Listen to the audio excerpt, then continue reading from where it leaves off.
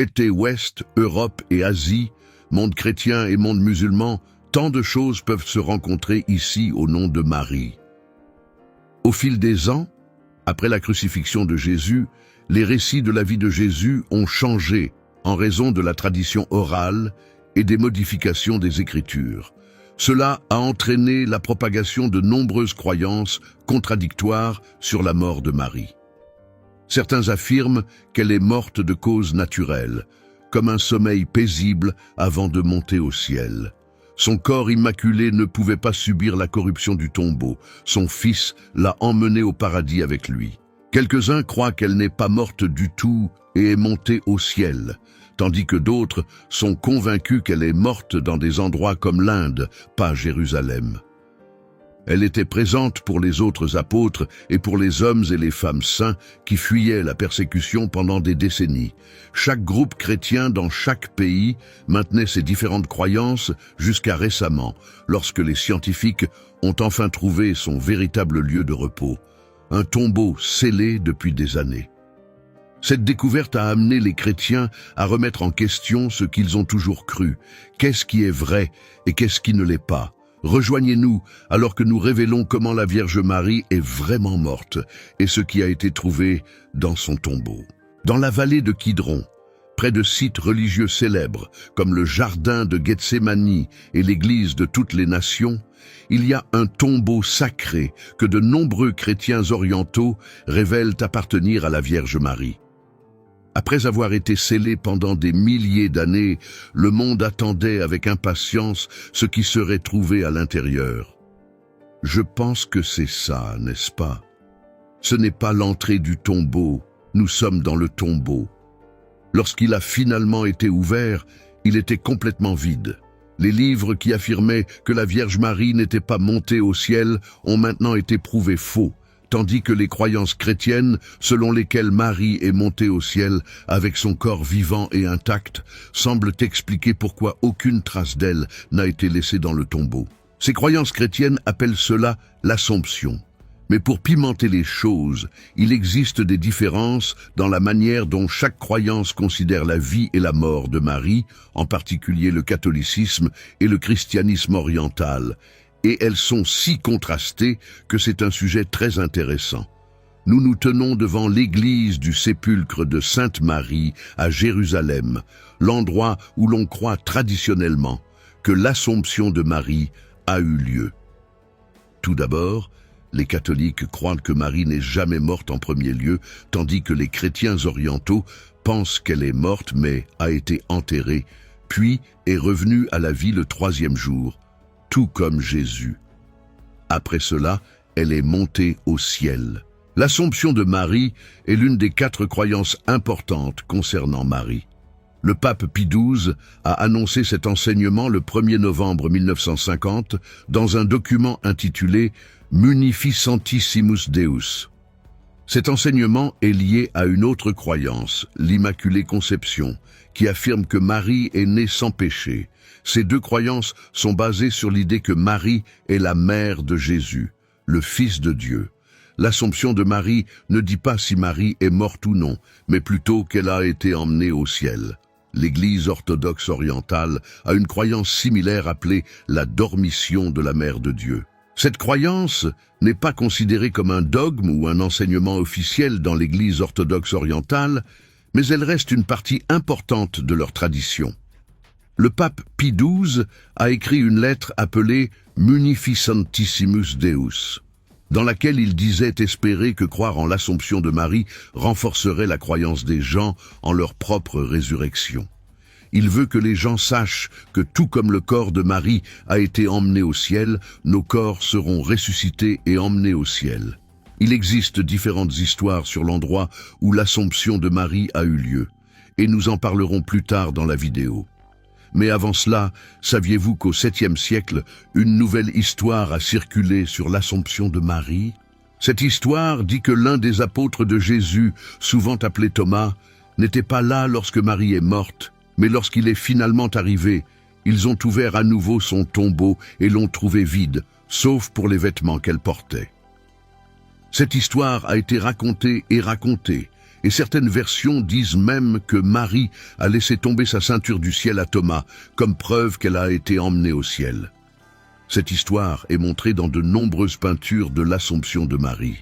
L'enseignement sur l'Assomption de Marie s'est répandu dans le monde chrétien et les gens ont commencé à la célébrer dès le 5e siècle. L'empereur Maurice en a fait une fête officielle dans l'Empire romain oriental, vers l'an 600. Certains érudits pensent que les histoires sur l'Assomption et la dormition de Marie peuvent être retracées jusqu'à des livres chrétiens anciens qui ne font même pas partie de la Bible que nous utilisons aujourd'hui. Ils pensent qu'un groupe de chrétiens à Jérusalem connaissait des histoires sur la fin de la vie de Marie qui ont été transmises oralement. Ils croient que ces histoires ont été partagées à l'époque des apôtres ou peu après, et qu'elles sont basées sur des événements réels. En examinant ces traditions orales, ils essaient de montrer que les histoires sur l'Assomption et la dormition de Marie sont vraies. Mais un autre érudit nommé Shoemaker souligne que ces histoires sont très différentes les unes des autres et ne proviennent pas d'une seule tradition. Au lieu de cela, elles proviennent de nombreuses sources différentes et ont évolué au fil du temps. Même les érudits qui croient aux traditions sont d'accord pour dire que la croyance en l'Assomption de Marie, telle que nous la connaissons, est le résultat d'un long processus de développement plutôt que l'histoire originale elle-même. L'histoire de l'Assomption de Marie est apparue pour la première fois dans un livre appelé le Liber Reuer Maria, ou Livre du repos de Marie, écrit au IIIe siècle. Ce livre n'est pas considéré comme entièrement fiable, et ses croyances sur Marie sont assez différentes de ce que la plupart des chrétiens croient. Les vieilles histoires sur l'Assomption de Marie ne sont pas claires et ne sont pas toutes d'accord sur ce qui s'est passé. Certaines histoires soutiennent la croyance que Marie a été emmenée au ciel, tandis que d'autres ne le font pas. Selon Shoemaker, il n'y a aucune preuve que les gens croyaient en l'Assomption de Marie avant le 5e siècle. La seule exception est qu'Épiphane de Salamine a essayé de découvrir comment la vie de Marie s'est terminée au IVe siècle, mais il n'a pas pu trouver d'informations fiables. Voici où les choses deviennent assez amusantes. Il s'avère que le Nouveau Testament ne dit rien sur la façon dont la vie de Marie s'est terminée, et les premiers chrétiens n'ont écrit aucun récit de sa mort. Même si Épiphane ne pouvait trouver aucune tradition fiable sur la fin de la vie de Marie, ses écrits montrent que les gens n'étaient déjà pas d'accord sur ce qui lui était arrivé. Il mentionnait 3 croyances différentes. Certaines personnes pensaient que Marie était morte paisiblement, d'autres pensaient qu'elle était morte en martyr, et d'autres croyaient qu'elle n'était pas morte du tout. Épiphane a écrit que Marie était comme Élie, qui a été emmenée au ciel sans mourir. Marie a été assumée au ciel à la fin de sa vie terrestre. Elle a été emmenée corps et âme au ciel. Cette idée a été répétée dans des écrits ultérieurs qui ne sont pas considérés comme entièrement fiables, comme de Obitu es Dominae et de Transitu Virginis, qui ont probablement été écrits au 5e siècle. D'autres écrivains comme Denis l'Aréopagite et Grégoire de Tours ont également partagé des histoires similaires. Ces écrits ont aidé à répandre la croyance en l'Assomption de Marie, qui était considérée comme non officielle jusqu'au VIe siècle, mais au 8e siècle, cette croyance était acceptée, et Jean de Damas a écrit que Marie est morte en présence des apôtres. Mais lorsqu'ils sont arrivés à son tombeau, ils ont eu une surprise.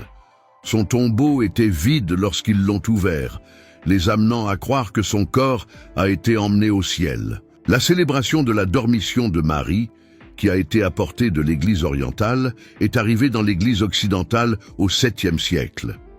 Au fil du temps, le nom de la célébration a changé en Assomption dans certains calendriers religieux au 9e siècle. Au cours du même siècle, le pape Léon IV a rendu la fête plus importante en ajoutant une veille et une octave, qui sont des cérémonies religieuses spéciales. Plus tard, le pape Nicolas Ier a placé l'Assomption au même niveau que Noël et Pâques, qui sont 2 des fêtes les plus importantes du calendrier chrétien.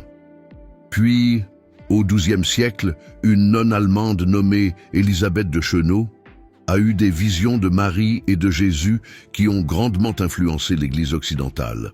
Plus tard, le pape Benoît XIV a déclaré que croire en l'Assomption de Marie était raisonnable et que ne pas y croire serait irrespectueux.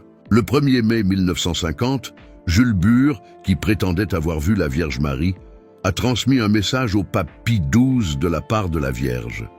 Le message concernait l'Assomption de Marie, qui est la croyance que Marie a été emmenée au ciel. Le pape avait prié pour un signe confirmant que cette croyance était vraie, et il a pris ce message comme ce signe. 6 mois plus tard, le 1er novembre 1950, le pape a déclaré l'Assomption de Marie comme un dogme, ce qui est une croyance considérée comme vraie par l'Église. Ce qui rend le tout plus compliqué, c'est que tous les catholiques ne croient pas la même chose à propos de l'Assomption de Marie. Continuez à regarder, car votre croyance pourrait être l'une d'entre elles. Certains catholiques croient que Marie est morte avant d'être emmenée au ciel, mais ils croient aussi qu'elle a été ressuscitée par un miracle avant d'être assumée. Cette croyance est appelée l'interprétation mortaliste. Il y a aussi des catholiques qui croient que Marie a été emmenée au ciel sans mourir d'abord, ce qui est appelé l'interprétation immortaliste. Ces deux croyances sont autorisées dans l'Église catholique et les catholiques orientaux célèbrent la fête de la Dormition. Mais de nombreux signes dans les traditions catholiques, tels que les prières, les histoires et l'art, suggèrent que l'interprétation mortaliste est plus largement acceptée. Rappelez-vous que le pape Jean-Paul II a publiquement exprimé la croyance mortaliste.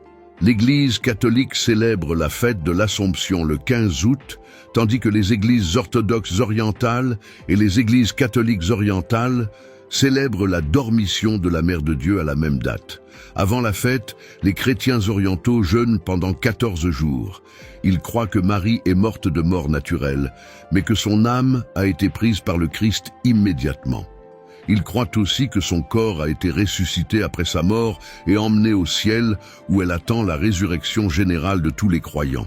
Les croyances protestantes sur l'Assomption de Marie varient, certains groupes se rapprochant du catholicisme et croyant en une Assomption corporelle, tandis que la plupart des protestants n'y croient pas.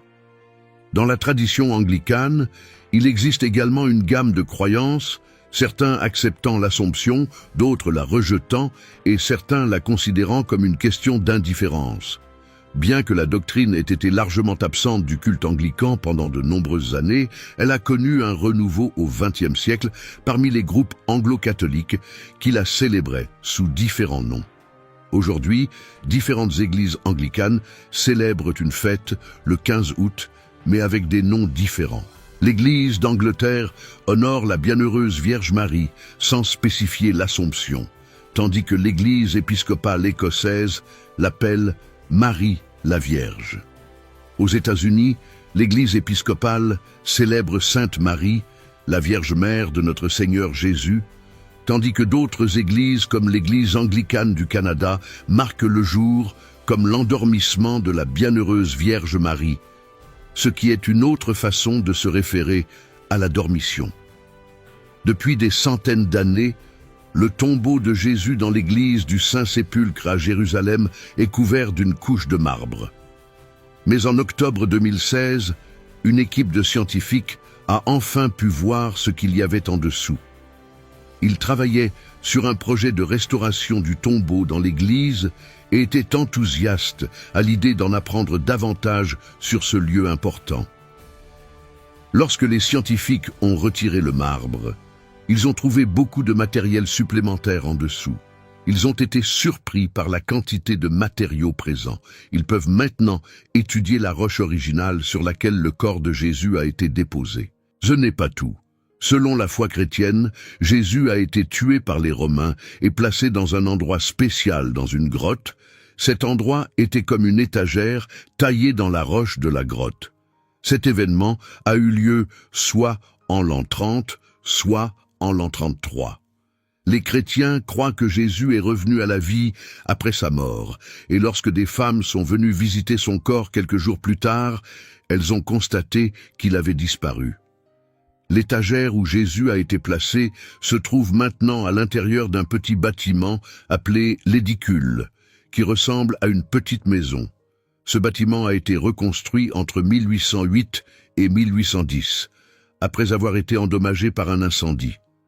Depuis 2017, une équipe de scientifiques grecs travaille à la restauration de l'édicule et du tombeau à l'intérieur. Ils sont dirigés par la professeure Antonia Moropoulou, qui a la charge du projet. Les scientifiques sont très excités car ils peuvent enfin voir et étudier un endroit très important qui était caché sous une épaisse couche de marbre pendant si longtemps. En étudiant la roche originale du tombeau, les scientifiques peuvent en apprendre davantage sur ce à quoi ressemblait le tombeau il y a longtemps et comment il a changé au fil du temps. Ils peuvent également en apprendre davantage sur la façon dont les gens ont honoré et respecté ce lieu depuis très longtemps. Les scientifiques utilisent des outils et des techniques pour étudier le tombeau et prendre des photos et des notes détaillées. Cela permettra aux gens du monde entier de voir et d'apprendre sur le tombeau comme s'ils étaient là. Le professeur Antonia Moropoulou dit que son équipe est à un moment très important du travail et que les méthodes utilisées aideront tout le monde à en apprendre davantage sur ce lieu. L'église a fermé plus tôt, alors de nombreuses personnes en visite étaient dehors, confuses parce qu'elles ne pouvaient pas entrer. À l'intérieur de l'église, il y avait de nombreuses personnes, des ouvriers portant des chapeaux jaunes, des moines en robe marron, des prêtres portant des chapeaux noirs. Ils étaient tous rassemblés autour du tombeau spécial appelé l'édicule, essayant de jeter un coup d'œil à l'intérieur. Le tombeau est faiblement éclairé par des bougies, mais cette fois-ci, il était éclairé, mettant en valeur des détails qui sont difficiles à voir. Le tombeau spécial est entouré d'un bâtiment élégant qui a été construit dans les années 1800. En ce moment, ce bâtiment est couvert de poutres et de rubans de sécurité. À l'intérieur du tombeau, la dalle spéciale de marbre qui couvre le banc important avait été retirée du mur. Cette dalle est aussi grande qu'une porte et est en marbre blanc avec une finition lisse. Sous la dalle de marbre, il y avait une surface en pierre de couleur gris-beige. Lorsque quelqu'un a demandé ce que c'était, la personne responsable de la maintenance du tombeau a dit qu'il n'était pas encore sûr, mais qu'il était temps d'utiliser des outils spéciaux pour le découvrir. L'église du Saint-Sépulcre, également appelée l'église de la Résurrection, est un lieu très important pour de nombreux groupes de chrétiens. 6 groupes s'occupent de l'église, et 3 d'entre eux, l'église orthodoxe grecque, l'église catholique romaine et l'église orthodoxe arménienne, sont responsables des grandes décisions. Les 3 autres, les communautés coptes, éthiopiennes orthodoxes et syriaques, ont aussi leur mot à dire sur ce qui se passe dans l'Église. L'Église possède des zones spéciales que tous les groupes utilisent ensemble, et l'une de ces zones est le tombeau où Jésus est censé avoir été enterré. L'église du Saint-Sépulcre et une autre église appelée le tombeau de Marie, qui a été construite à la même époque, au IVe siècle, sont visitées par de nombreuses personnes chaque année. Le bâtiment qui abrite le tombeau de Marie a été détruit et reconstruit plusieurs fois. Le bâtiment qui se dresse aujourd'hui a été construit par un groupe de frères franciscains au XIVe siècle. L'Église orthodoxe grecque est le principal gardien du bâtiment, mais il partage certaines responsabilités avec d'autres groupes. Pour atteindre le tombeau de Marie, les visiteurs doivent descendre un long escalier qui a plus de 1000 ans. En descendant, ils passent devant 2 petites chapelles, l'une dédiée au mari de Marie, Joseph, et l'autre à ses parents. Lorsqu'ils atteignent le tombeau, ils doivent se baisser pour entrer.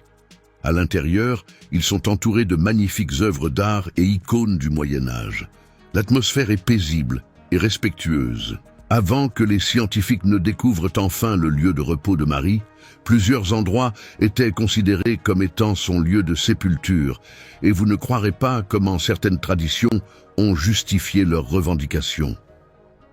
Certains endroits où les gens croyaient que la Vierge Marie était enterrée. Les Turkmènes croient que le tombeau de Marie se trouve dans une ville appelée Mari, au Turkménistan. Cette croyance provient d'une tradition appelée nestorianisme. Une autre croyance provient de chrétiens du nord de l'Irak. Ils pensent que le tombeau de Marie se trouve près d'une ville appelée Erbil et le lien à une mosquée dans une ville appelée Mossoul. Le mouvement Ahmadiyya pense que le tombeau de Marie se trouve dans une ville appelée Murree au Pakistan. Ils croient que son tombeau se trouve dans un endroit appelé Maimarida Astan. Mais si Marie est morte dans un de ces tombeaux, comment y était-elle arrivée? Il existe de nombreuses histoires et légendes sur les voyages de Marie après la mort de Jésus. Souvenez-vous de celle impliquant Thomas dont nous avons parlé, qui circulait vers le 7e siècle.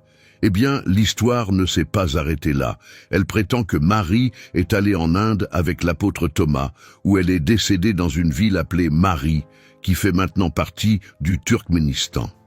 Selon cette histoire, Thomas était le seul apôtre à avoir vu le corps de Marie monter au ciel, tandis que les autres ont été emmenés à Jérusalem pour la voir mourir. L'histoire dit que Thomas est resté en Inde jusqu'après le premier enterrement de Marie, lorsqu'il a soudainement été emmené à son tombeau et a vu son corps monter au ciel, ne laissant derrière elle que sa ceinture. Les autres apôtres ne lui croyaient pas quand il leur a raconté ce qu'il avait vu. Mais plus tard, ils ont trouvé le tombeau de Marie vide, à l'exception de sa ceinture. Cette histoire a souvent été racontée avec des dessins et des peintures au Moyen Âge et au début de la Renaissance. Il existe une autre légende qui dit que Marie a voyagé au Moyen-Orient et est morte dans une ville appelée Mari, qui, rappelons-le, se trouve dans l'actuel Turkménistan. Il y a une autre histoire sur la vie de la Vierge Marie, qui dit qu'elle est allée dans un endroit appelé Éphèse vers la fin de sa vie, autour de 37-45. Cette histoire dit qu'elle était accompagnée de Saint Jean, qui était comme un fils pour elle. Certains historiens de la période de la Renaissance ont écrit sur ce voyage et les chrétiens locaux croyaient qu'une petite maison près d'Éphèse était la maison de Marie. Saint Jean a écrit dans son évangile que Jésus, avant de mourir sur la croix, a demandé à Jean de prendre soin de sa mère et à partir de ce moment-là, Jean a pris soin d'elle. Le livre des Actes nous dit qu'après la mort de Jésus, ses disciples ont été persécutés à Jérusalem. Saint Étienne a été lapidé en 37 et Saint Jacques a été décapité en 42. Les apôtres ont alors décidé de se disperser pour prêcher l'Évangile. Saint Jean a été chargé de prêcher en Asie mineure, aujourd'hui la Turquie moderne. Il a probablement emmené Marie avec lui pour échapper à la persécution. Deux éléments soutiennent cette histoire. Le tombeau de Saint Jean se trouve à Éphèse et la première église dédiée à la Vierge Marie a été construite là-bas. À travers les âges, l'église a dû faire face à des hérésies. Et, en 428, l'évêque de Constantinople était notoire. Au premier jour de l'église, les bâtiments n'étaient dédiés qu'à des personnes qui avaient vécu ou étaient mortes à cet endroit, ce qui montre que Marie était effectivement à Éphèse. Le concile œcuménique de 431, une réunion très importante des dirigeants de l'Église, s'est tenue dans cette basilique à Éphèse pour définir le dogme de la maternité divine de Marie. Les pères conciliaires ont écrit au sujet de Nestorius, mentionnant qu'il est arrivé à Éphèse où Saint Jean et la Sainte Vierge Marie, Mère de Dieu, étaient. Les villageois de Kirkja, qui sont les descendants des premiers chrétiens d'Éphèse, ont également transmis une tradition orale à travers les générations selon laquelle Marie est morte à cet endroit qu'ils appellent Panaya Kapulu. Ils perpétuent cette tradition avec un pèlerinage annuel le 15 août. Au XIXe siècle, un livre intitulé « La vie de la bienheureuse Vierge » a été publié en Allemagne. Le livre était spécial car il était basé sur les visions d'une religieuse nommée Anne-Catherine Emmerich, qui n'avait jamais quitté l'Allemagne, mais avait vu de nombreuses choses dans ses rêves. Dans ses visions, elle décrivait les collines d'Éphèse et la maison où la Vierge Marie a passé ses derniers jours. Les gens étaient émerveillés par ces descriptions et ils voulaient voir si elles étaient vraies. Deux groupes de scientifiques sont allés à Éphèse pour rechercher l'endroit décrit par Anne-Catherine et ils l'ont trouvé. La maison était exactement comme elle l'avait décrite et elle était construite sur des fondations datant du 1er-4e siècle.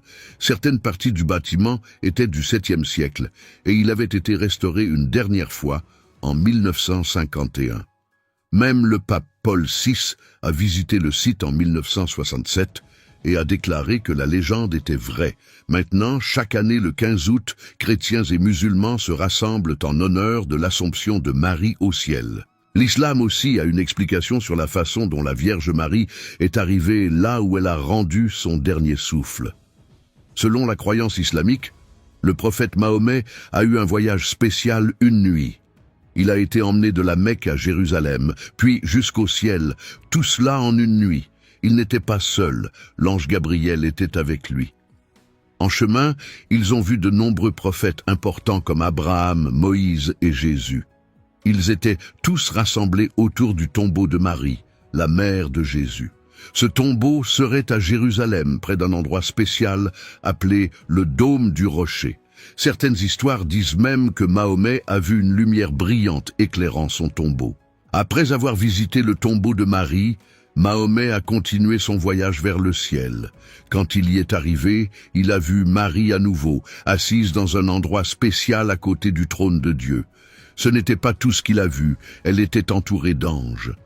En islam, Marie est considérée comme une femme incroyable, l'une des meilleures de l'histoire. Dieu l'a choisie parce qu'elle était pure et dévouée. Elle est souvent mentionnée aux côtés des prophètes. Le Coran parle de Marie de nombreuses fois, montrant son importance pour les musulmans. Il y a aussi de nombreuses histoires et traditions appelées hadiths, qui nous en disent plus sur le voyage spécial de Mahomet au ciel et sa rencontre avec Marie. Pour honorer l'Assomption de Marie, les groupes religieux et les églises qui croient que c'est ainsi qu'elle est morte se préparent pour cette journée spéciale en jeûnant pendant 14 jours. Cela signifie qu'ils ne mangent pas certains aliments et s'abstiennent également de relations sexuelles pendant cette période. Ils suivent des règles strictes en semaine, ne mangeant que certains aliments et ne buvant ni vin ni huile. Le week-end, ils sont autorisés à avoir du vin, de l'huile et du poisson. Le jour spécial de la Transfiguration, qui est le 6 août, ce jeûne est une façon de montrer respect et dévotion à Marie, la mère de Jésus. L'Assomption de Marie est une journée très importante pour de nombreux chrétiens, y compris les catholiques, les orthodoxes, les luthériens et les anglicans. Elle est considérée comme l'anniversaire céleste de Marie, le jour où elle a été emmenée au ciel. Comme nous l'avons mentionné plus tôt dans la vidéo, de nombreux pays dans le monde célèbrent le jour de l'Assomption le 15 août comme une fête publique spéciale. Certains de ces pays sont Andorre, Autriche, Belgique, Burundi, Cameroun et bien d'autres, en Europe, en Afrique et en Amérique du Sud. Dans ces pays, les gens vont souvent à l'église et passent du temps en famille et entre amis ce jour-là. En tout, il y a plus de 30 pays qui célèbrent le jour de l'Assomption comme une fête publique. Parmi ces pays, citons encore la France, la Grèce, l'Italie, la Pologne, le Portugal, la Roumanie et l'Espagne. Dans certains pays comme la Hongrie, le jour de l'Assomption était célébré comme une fête publique dans le passé. Dans d'autres pays, comme le Monténégro, seules certaines communautés, comme les catholiques albanais, célèbrent le jour de l'Assomption. Dans certaines parties de l'Allemagne, comme la Bavière et la Sarre, et de la Suisse comme 14 des 26 cantons, le jour de l'Assomption est une fête publique. Au Guatemala, c'est une journée spéciale dans la capitale et dans la ville de Santa Maria Nibadje, où Marie est la sainte patronne. Dans certains pays comme le Costa Rica et certaines parties de la Belgique, le jour de l'Assomption est célébré conjointement avec la fête des mères. Même dans les pays où ce n'est pas une fête publique, le jour de l'Assomption reste important pour de nombreux catholiques et orthodoxes orientaux. Par exemple, en République tchèque, en Irlande, au Mexique, aux Philippines et en Russie, les gens célèbrent toujours ce jour avec des services religieux et d'autres traditions.